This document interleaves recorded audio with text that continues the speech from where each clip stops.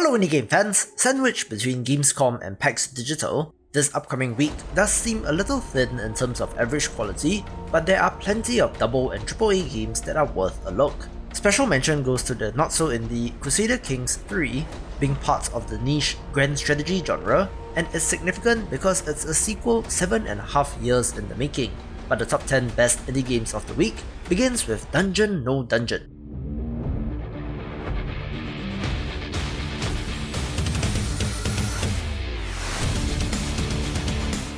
This is a roguelike RPG where positioning matters, and you assemble a party of 3 characters to go on adventures and to slay enemies.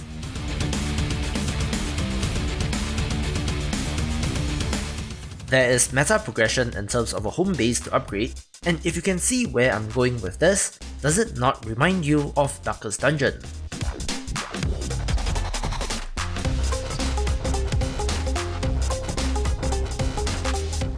Given that I'm a big fan of that game, it is no surprise that I'm into this, but a strange fact is that the Steam store page is really strangely written, as if something was run through Google Translate, despite the team being from California, so waiting to see on the quality of the writing.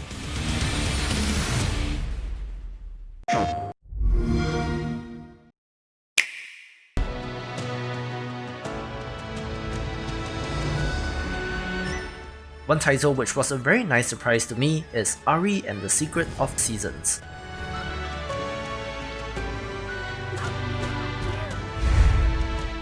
I've had my eye on this action-adventure game for quite a while, and it's seemingly released out of nowhere.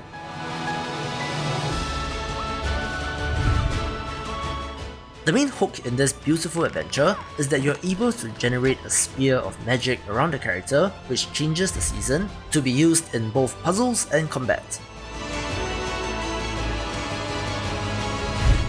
Characters look good, and the world and environments do as well, so quite a fluid looking 3D entry which is difficult to pull off, which made me have quite the interest in this.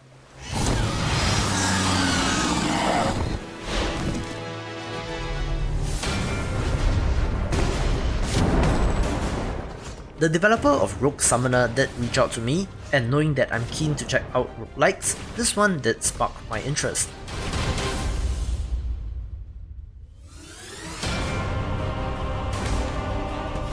This gives you the ability to summon every creature that you encounter, using them in tactics combat, but the roguelike structure makes it interesting.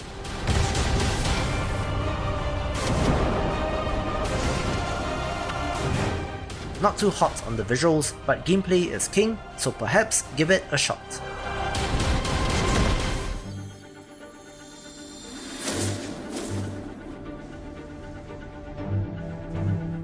The beautiful puzzle platformer Evergate surprise launched during the Nintendo Indie World Showcase, but again, given that I'm on PC, I'll give it a shout here.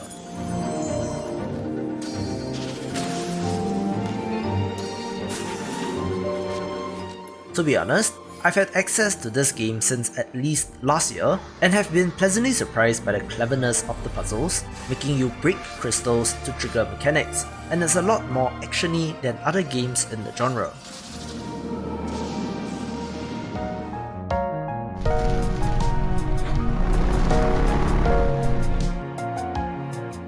You may be thinking, oh, Time Break Chronicles is just another RPG Maker looking game which are a dime a dozen, but I always give these a shot when there's something unique to the mechanics, which, in this case, is because this is a roguelite JRPG with 100 playable classes.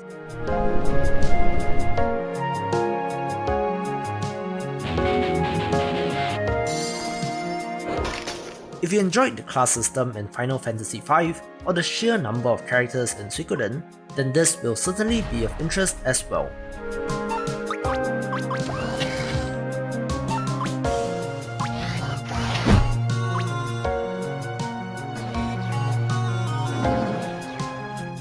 With up to 6 characters in a party, a hub area with meta progression and upgrades, and character classes ranging from Clown, Death Knight, Chef, Judge, Biker, Banshee, and everything in between, this is one for JRPG fans.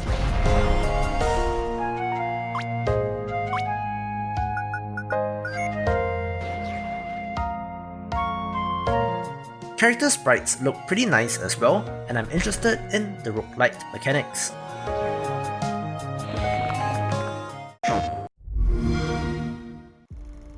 We were all busy with our own small lives.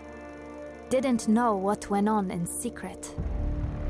Didn't see the war coming. They said the war would be won within months. An adventure, promising pride and honor. In the end, it would be 5 years. Years of torment and horror, like the world had never seen before.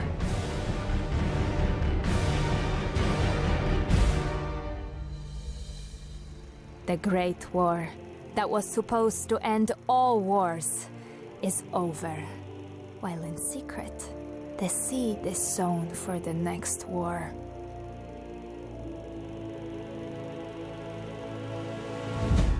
But this time, we're vigilant, and we'll fight.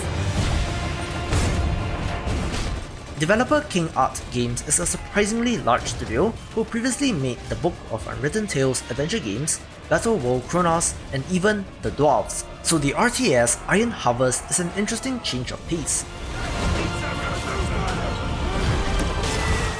From what I have seen, this is very Company of Heroes-like in nature, and is set in an alternate history World War I with mechs, so it should be an interesting one. Truth waits for you in the shadows. This island is full of sinners. Paradise has been killed, and I'm looking for the murderer. Do your job.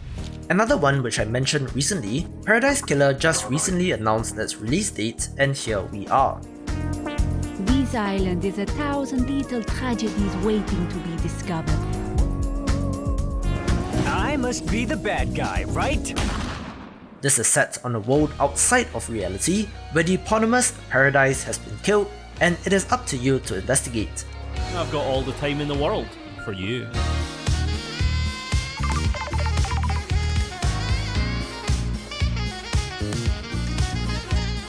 The cast of characters looks very varied and interesting, so I hope the investigation elements hold up as well. You are making the wrong decision.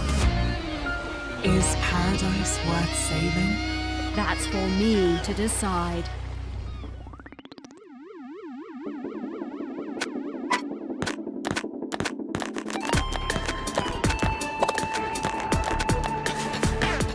I did quite like the look of Lantern Bearer when I came across it, since you play as a bear holding a lantern who has to platform its way through dangerous levels.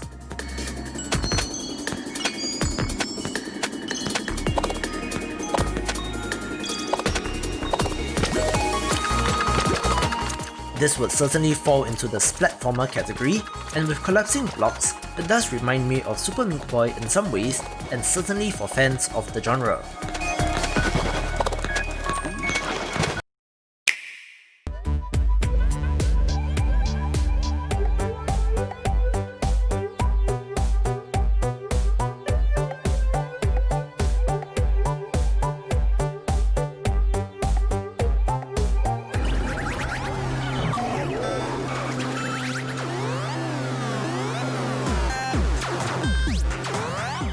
Speaking of platformers, the acid trip of a game, Spinch, looks like something to zone out to, and is insane and wacky in all the right ways.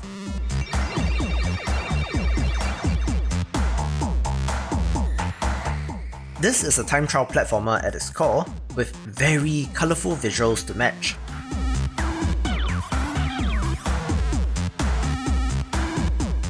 Since there are a whole bunch of platformers on Steam, I'm curious as to what the hook is beyond the visuals, and I hope that it delivers.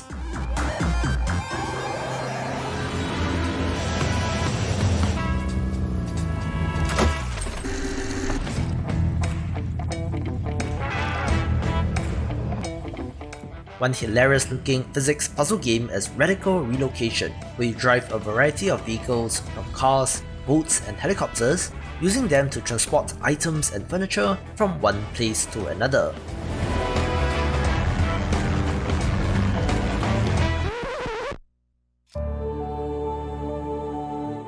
The sheer wackiness of stacking boxes on your car while barreling down the road and avoiding hazards is primed for absurd fun, which of course reminds me of games like Totally Reliable Delivery Service, so for looking like another great one in the genre, this takes the #1 spot. To see more of the big picture, check out these awesome videos and I will see you after the jump.